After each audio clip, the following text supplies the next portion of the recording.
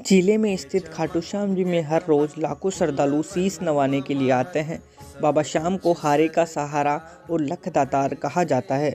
Corona के बाद बाबा श्याम के दरबार में आने वाले भक्तों की भीड़ की संख्या में कई गुना तक बढ़ोतरी हुई है। नए साल पर बाबा श्याम की नगरी में लगभग 5 लाख से अधिक भक्तों ने बाबा श्याम के दर्शन किए हैं। ऐसे में दिनों दिन बाबा श्याम की आस्था लोगों के दिलों में बढ़ती ही जा रही है। लेकिन क्या आपको पता है बाबा श्याम को कृष्ण का अवतार क्यों कहा जाता है और क्यों उन्हें कलयुग का देवता माना जाता है? क्या कारण है कि हजारों मीलों दूर से भी भक्त उनकी ओर खींचा चला आता है? आज की स्पेशल स्टोरी में जाने बर्बरिक से श्याम बनने की पूरी कहानी। महाभारत में वर्णित है कि भीम के पुत्र थे घटोत्कच, उन्हीं के पुत्र थे बर्बरिक। बर्बरिक देवी माँ के भक्त थे। बर्बरिक की तपस्या व भक्ति से प्रसन्न होकर देवी माँ ने उन्हें 3 तीर दिए थे। एक तीर से ही वे पूरे संपूर्ण पृथ्वी का विनाश कर सकते थे। ऐसे में जब महाभारत का युद्ध चल रहा था तो बर्बरिक ने अपनी माता हिडिंबा से युद्ध लड़ने की पेशकश की। तब बर्बरिक की माता ने सोचा कि कौरवों की सेना बड़ी है और पांडवों की सेना छोटी, इसलिए शायद कौरव युद्ध में पांडवों पर भारी पड़ेंगे। तब हिडिंबा ने कहा कि तुम हारने वाले की तरफ से युद्ध लड़ना। इसके बाद माता की आज्ञा लेकर बर्बरिक महाभारत के युद्ध में शामिल होने के लिए निकल पड़े।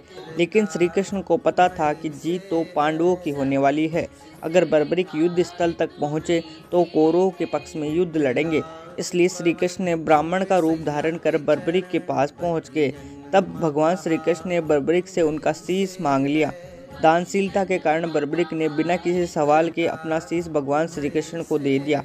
इसी दानशीलता के कारण श्री कृष्ण ने कहा कि तुम कलयुग के अवतार के रूप में पूजे जाओगे।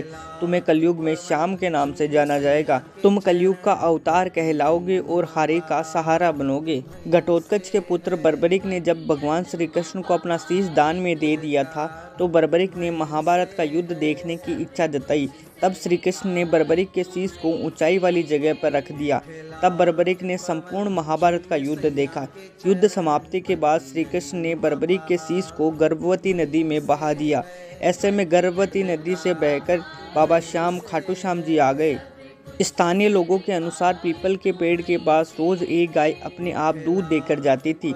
ऐसे में लोगों को हैरानी हुई तो उन्होंने उस जगह जाकर खोदा तो बाबा श्याम का शीश निकला।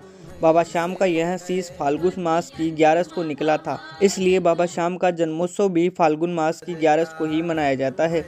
खुदाई के बाद ग्रामीणों ने बाबा श्याम का शीश चौहान वंश की नर्मदा देवी को सौंप दिया, जिसके बाद नर्मदा देवी ने गर्भगृह में बाबा श्याम की स्थापना की और जिस जगह बाबा श्याम को खोदकर निकाला गया था वहां श्याम कुंड बना दिया गया।